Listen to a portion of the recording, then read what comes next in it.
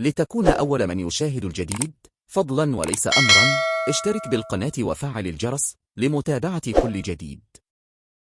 إلى ملعب الأنفيلد، وواحدة من أقوى مباريات دور الثمن النهائي لدوري أبطال أوروبا لهذا الموسم بين منشطي المباراة النهائية العام الماضي. هذه تشكيلة فريق ريال مدريد اليوم من دون الثنائي، من دون توني كروس المصاب، وكذلك تشواميني يلعب بكورتوا في حراسة المرمى، كارفاخال موجود على الجهة اليمنى، دافيد ألابا على الجهة اليسرى، أنطونيو روديغير مع إيدير ميليتاو، لوكا مودريتش رفقة كامافينغا وفيدريكو فالفيردي، وثلاثي الخط الأمامي فينيسيوس جونيور، رودريغو وكريم بنزيما. في الجهة المقابلة نادي ليفربول أمام عشاقه وجماهيره، هذه جانب من عشاق الريال، يلعب ببيكر أليسون في حراسة المرمى، أرنولد على الجهة اليمنى، روبرتسون على الجهة اليسرى، فيرجيل فون دايك مع جو غوميز، هندرسون، فابينيو، بايشتيتش، محمد صلاح، أو في إيطاليا أو في ألمانيا أو في هندرسون. كرة ممتازة خطيرة، جاكبو، أول كرة صعبة كاد يفعلها جاكبو، يرجع لكارفاخال مرة ثانية، الضغط من هنالك، مازال صلاح يلعب في جول، جول، يا له من تمريرة ويا له من جول يفعلها لوريغواي. الكرة البعيدة البحث عن نونيز، تغطية دفاعية من لوكا، خطيرة راح يلعق عليها أرنولد، صلاح،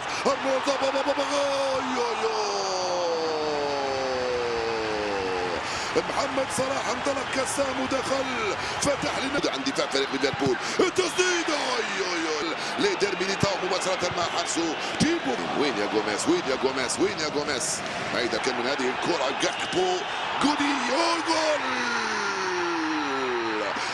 يا تيبو يا كورتوا، عادة كنا نقول يا أليسون، هذه المرة يا تيبو، كورتوا يمنع دايك بالراس لحارسه، أليسون يستلمها بنزيما، يلعبها مع فينيسيوس جونيور، بل أنت سينيور، نعم أنت سينيور يا فينيسيوس. هدف أول من حفرة صغيرة جدا سجل منها فينيسيوس، الثالث ما زال فينيسيوس جونيور، هذه المرة بس،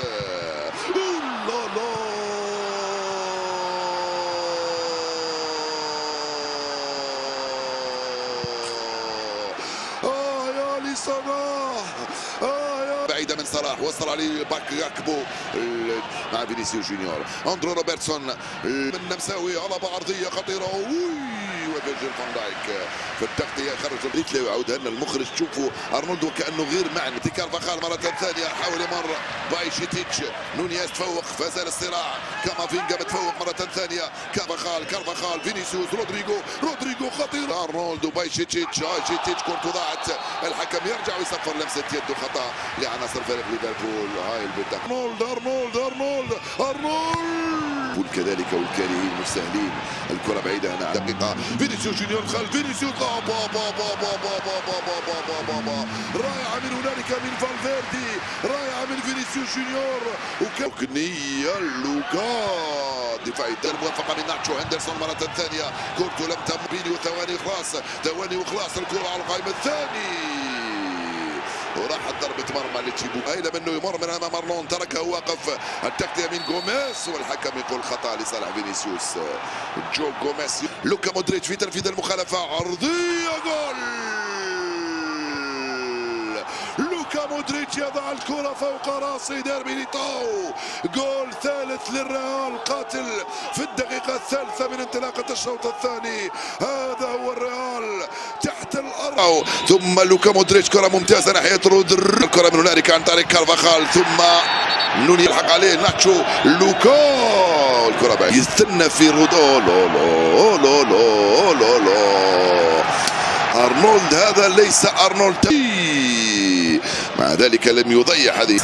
أرنولد، هندرسون فوق عليه لوكا مودريتش، التغطية الدفاعية من هنالك، أرنولد وهندرسون، كرة بعيدة في القائمة الثانية خطيرة، راسية، الحكم يقول العب يا داروين يا نونيز، كروين لأندرو روبرتسون تغطية يراوغ أرنولد يرفع كرة قصيرة، الكرة هذه رزقت وبنزيما كاد يلحق، ومن هنالك التغطية رودريغو كريم بنزيما جول جول جول جول جول بالأربعة. ريال مدريد يضرب ليفربول.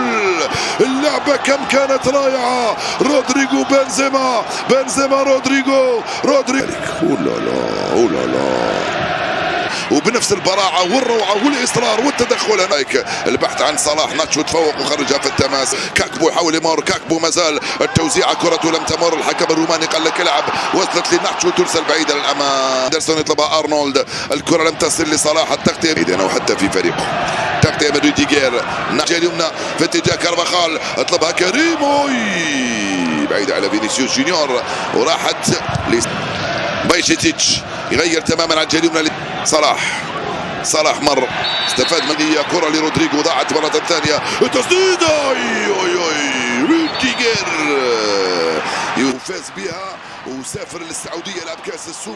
روديجير لحارسه، جيبوا كورتو يرسلها بيسرى بعيد لم يقدر، رجعت لهندرسون رائعة من بايشيتيتش. صلاح بنزيما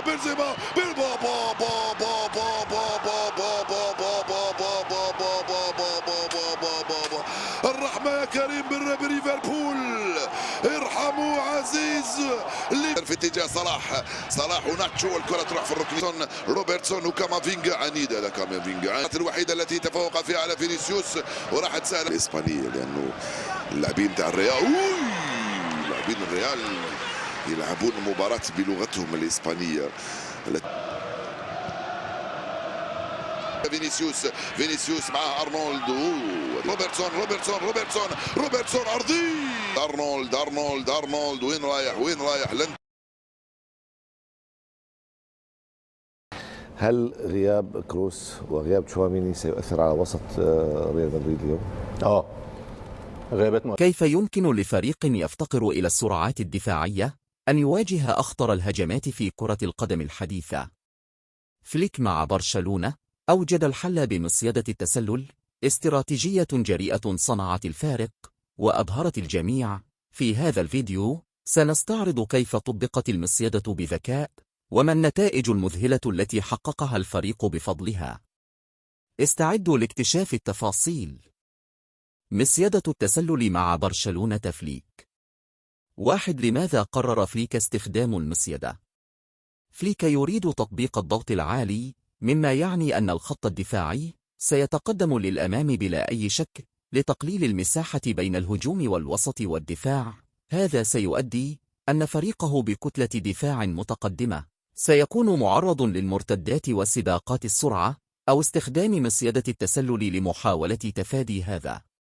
كذلك إن فريق فليك يعتمد على لاعبين ليسوا عدائيين، بل يعتمدون أكثر على الذكاء. كان الحل الوحيد أمام فليك تقارب قلوب الدفاع والمحاور للمساندة الدفاعية وتقليل المساحة التي يدافع عنها المحاور، إذ إن الدفاع في مساحة ضيقة أسهل بكثير من الدفاع في مساحة الملعب كله.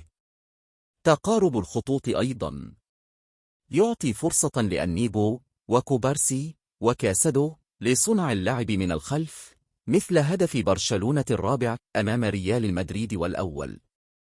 2. طريقة للاعبين في ضبط المصيدة. لتنفيذ المصيدة نفسها يكون الدفاع على خط متقارب جدا، ثم في اللحظة المناسبة يترك المدافع المهاجم في وسط تناغم تام بين قلوب الدفاع.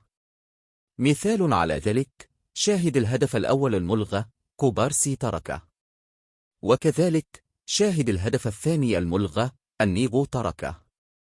لتطبيق هذا الأسلوب أنت أيضا في حاجة لحارس لا يخشى الخروج من مرماه. بين هذا الموسم خرج من مرماه مثل ليبرو 19 مرة بنجاح، عكس تير شتيج الذي خرج مرتين فقط. إصابة شتيج كانت نعمة لبرشلونة قبل المباريات الكبرى. تقييم المنهج. عمل كبير من فليك وسورج والمدافعين.